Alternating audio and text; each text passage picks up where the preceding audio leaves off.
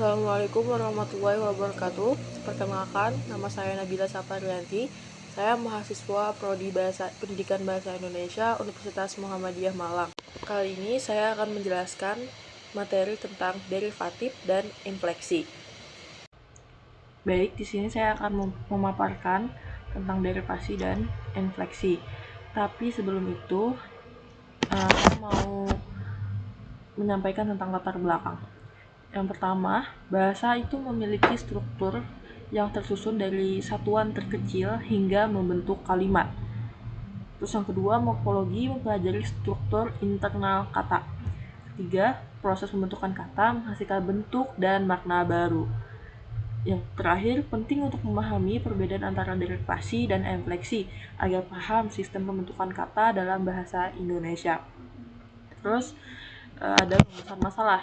Di sini ada 4 rumusan masalah. Yang pertama, apa pengertian morfologi derivatif dan infleksional? Apa sih ciri-ciri dari keduanya dan apa perbedaan dari keduanya?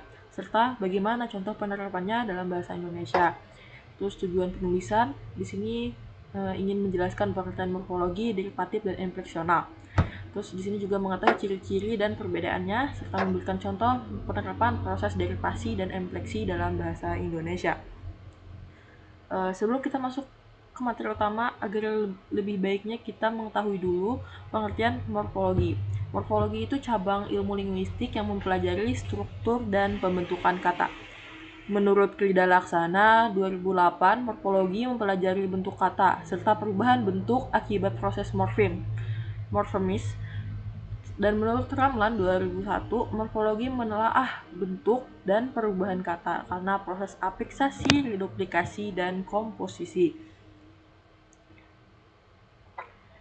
Nah, terus ada tambahan, Matthews dalam buku Morphology, An Introduction to the Theory of Word Structure 1974 membagi morfologi itu menjadi dua bidang, yaitu morfologi infleksional dan morfologi leksikal.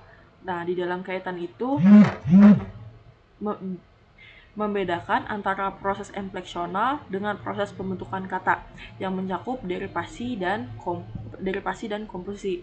Dalam pada itu, yang termasuk dalam lingkup pembentukan kata hanyalah morfologi derivasional atau leksikal, sedangkan morfologi infleksional tidak termasuk dalam lingkup pembentukan kata.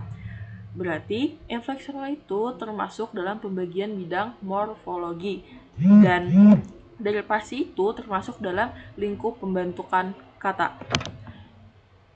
Baik, kita masuk ke materi utama yaitu derivatif dan infleksi. Jadi tadi kita lihat ya, kalau dari Matthews dalam bukunya itu tuh infleksi itu tuh termasuk dalam pembagian bidang morfologi, sedangkan derivatif itu termasuk dalam lingkup pembentukan kata. Nah, di sini kita bisa lihat pengertiannya, saya bacakan. Derivatif adalah proses pembentukan kata baru dari bentuk dasar melalui penambahan afiks. Sedangkan infleksi adalah proses perubahan bentuk kata tanpa membentuk kata baru, hanya menyesuaikan fungsi gramatikal. Di sini kita langsung ke ciri utama dan contohnya. Ciri utama dari infleksi yaitu dia tidak membentuk kata baru, tidak mengubah kelas kata, menunjukkan fungsi gramatikal seperti aspek, kala, dan kepemilikan, terikat pada konteks kalimat, bersifat terbatas. Contoh, tulis menjadi menulis, besar menjadi terbesar, dan sudah makan. Terus ciri utama dari derivatif dan contohnya. Derivatif itu membentuk kata baru, dapat mengubah kelas kata, mengubah makna leksikal, bersifat produktif, tidak terikat konteks gramatikal. Contoh, tulis menjadi penulis, ajar menjadi pengajar, cantik jadi kecantikan. Perbedaan dari keduanya. Di sini ada dari segi aspek hasil. Kalau derivasi itu hasilnya membentuk kata baru, sedangkan infleksi hasilnya tidak membentuk kata baru. Contohnya, contoh dari hasil derivasi membentuk kata baru itu contohnya adalah pada cetak menjadi percetakan, di mana itu menjadi proses itu tempat mencetak. Terus ada contoh dari aspek hasil infleksi yang tidak membentuk kata baru seperti tulis menjadi menulis. Ya, menulis itu adalah menunjukkan kegiatan yang dilakukan. Terus dari segi aspek fungsi, Derivasi itu fungsinya leksikal. Leksikal itu tuh makna sebenarnya, makna yang terdapat dalam kamus. Dan fungsi dari infleksi adalah gramatikal. Gramatikal itu makna tambahan yang timbul dari penggunaan kata dalam struktur kalimat, seperti imbuhan dan pemajemukan. Contoh dari fungsi leksikal derivasi. Jadi derivasi itu tuh mengubah makna leksikal. Contohnya seperti tulis menjadi menulis. Nah, sedangkan contoh infleksi menunjukkan fungsi gramatikal itu seperti kata rumahnya itu menunjukkan kepemilikan, dan seperti sudah makan itu menunjukkan. Terus di sini perbedaan dari aspek kelas kata. Derivasi itu dapat berubah kelas katanya, sedangkan infleksi tidak dapat berubah. Nah, kelas kata, contoh kelas kata derivasi dapat berubah itu seperti ajar menjadi pelajar, yang awalnya perba menjadi nomina.